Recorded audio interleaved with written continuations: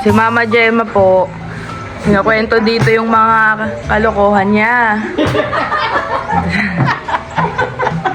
Ano sabi mo kanina? Una, naiwan mo yung sapatos mo sa bus.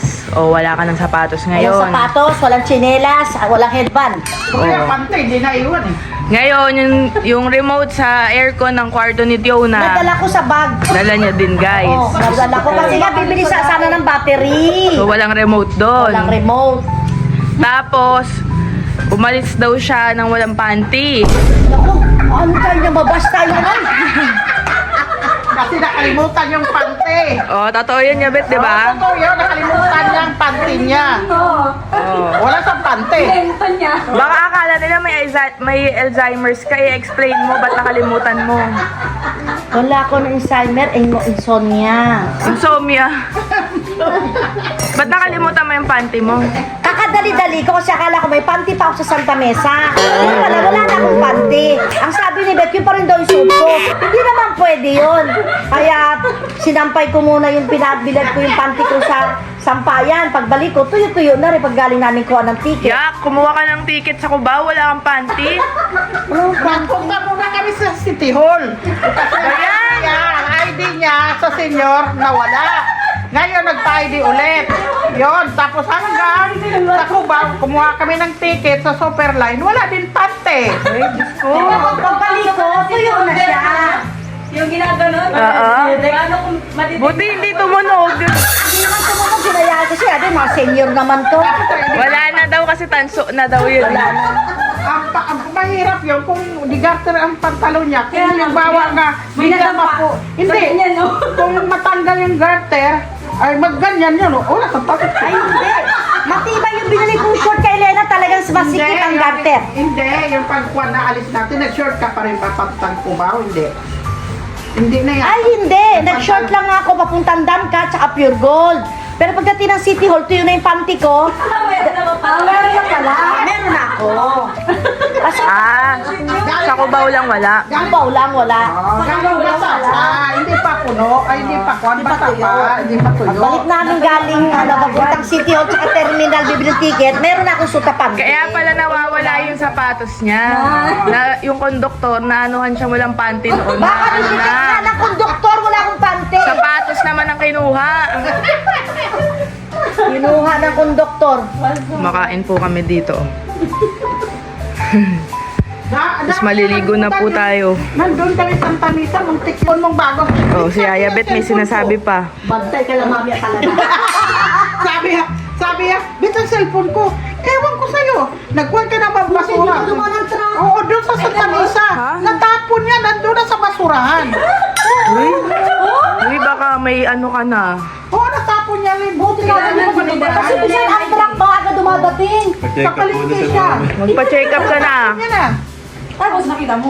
Ako nakita siya. sa Sabi tingnan ko ko, nga baka baka nasa nasa basura. basura. Andun pa nga. Buti na lang, hindi nga yung basura. Alam Hindi, mo wala na na sa akong yung cellphone. sapatos mo. Minsan kasi kung dumadaan. Alin sapatos? Yung sapatos na nawawala. Oo. Ay, wala Alam mo, lahat ng nawawala, siya lang naman. Kasi siya naman Ay, wala taga-tapon na. sa bahay. Sa sobra kalipat-lipat natin, ang di ko nga lang, asa na rin sa Oh, chinelas ko, no? alam Wala nyo, na rin. alam nyo ba guys, yung in-order kong bra para sa kasal ni Kakay, tinapon niya din. Wala akong tinapon. Tinapon niya. Oh?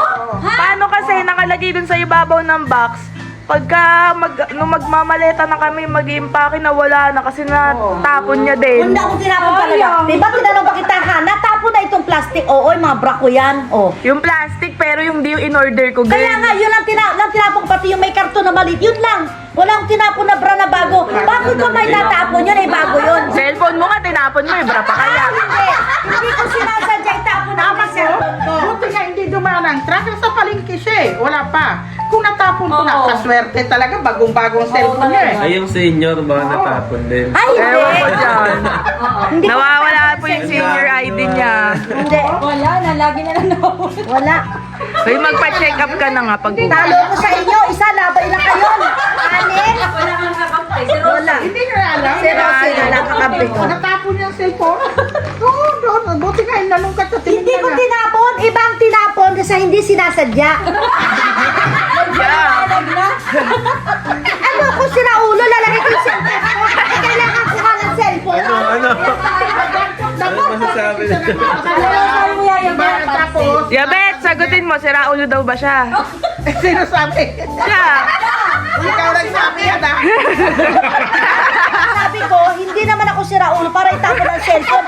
Eh, kailangan ko ng cellphone, tatapon ko. Eh, tsaka Hindi ka sigurado bigay dyan. yun ni Hana, tsaka ni Daniel. Ba't Hindi ka itatapon? sigurado.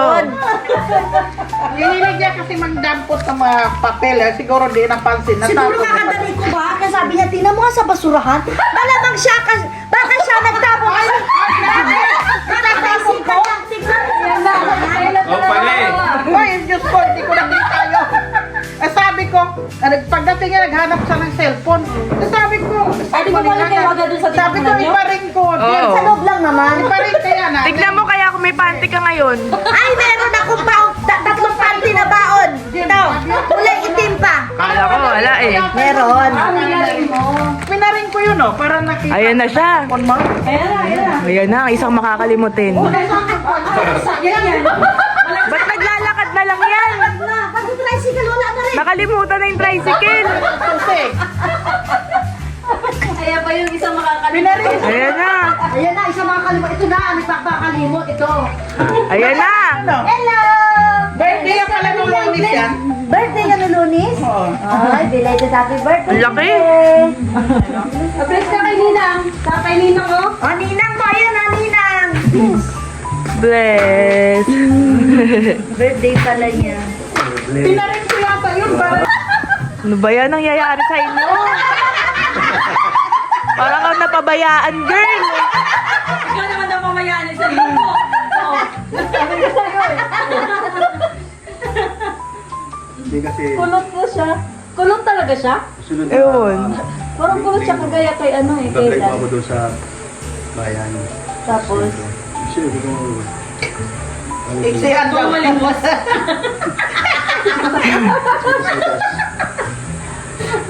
Bakit? Tumigil lang dito kanina?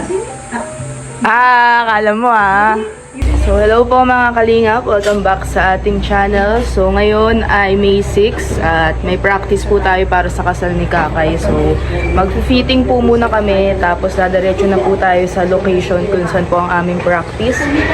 So sobrang init po dito ngayon sa Daet. Kasama natin si Ali kasi kailangan din niyang mag-fitting.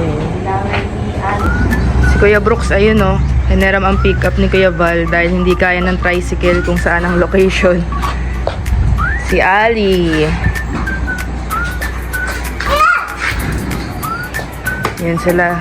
Sasama ang mga Thunderbolts. Uy, bilisan nyo pag si Kuya Brooks sumigaw. Ali, let's go na. Let's go, let's go! Nandito po kami ngayon sa terminal. Kumukuha ng ticket sila Mama Gemma. Si Ali tsaka si Dins. Tapos, papasukat kami ni Ali ulit. Busy tayo today.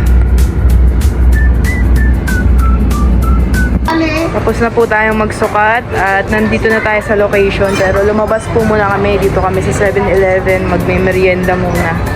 Ale. Ayun sila Mama Gemma, may binibili pa. Oh. Kain po muna tayo. 3 PM na. Para may energy tayo sa practice. Kuya Brooks, chicken. Ah, chicken! Thank you ha, Aligapanan. Kain muna tayo. Okay muna, pabot ako. Hiniram po namin yung sasakyan ni Kuya Val. Pati ngayon. Yan. Si Dins, kape na naman. Ate, thank you, Ate. Meron pa isa. Meron pa siya doon. Ayun, Ali, kuha mo. Ay, dalawa, ayan pa. Hinahabol ko isa. Nakalikan. Ay, ate yan. Tara, kain na tayo. Kain po. Kain po.